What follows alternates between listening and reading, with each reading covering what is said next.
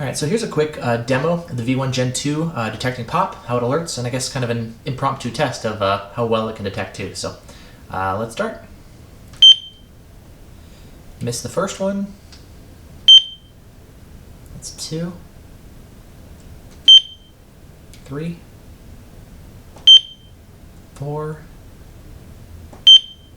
5, 6, 7, 8, 9, 10. So not too hot. Here, we'll take it out of pop and just shoot normal radar real quick.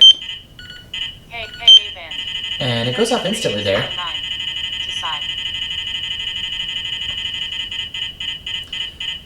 Now I know it can detect pop. We'll turn it back on real quick. It's not very good, as you can see. So we'll just do a couple shots and hopefully it'll pick it up.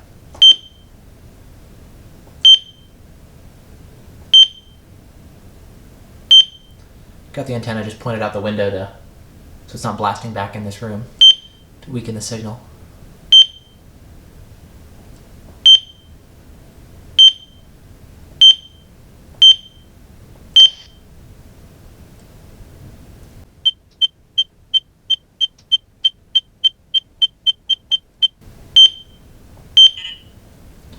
There, finally got one. 33812, ahead. So single bar just alerts as regular 33.8. There's no indication that it's a pop shot versus normal KA shot, but let's try it again. So it's like typically no alerts.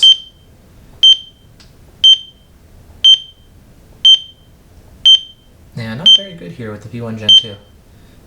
We can take it out of pop mode like this, and now as soon as we transmit.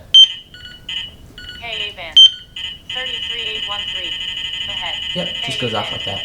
33811, behind.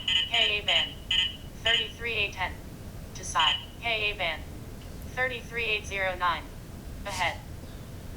So, I still want to test, I guess, doing, actually put the detector in a car, put the radar gun in a car and stuff, but so far what I'm seeing with bench testing is not super promising here. I'm a little surprised, but hey, well, there's one. 33812, behind. So cool, it can detect it, but just not very well here.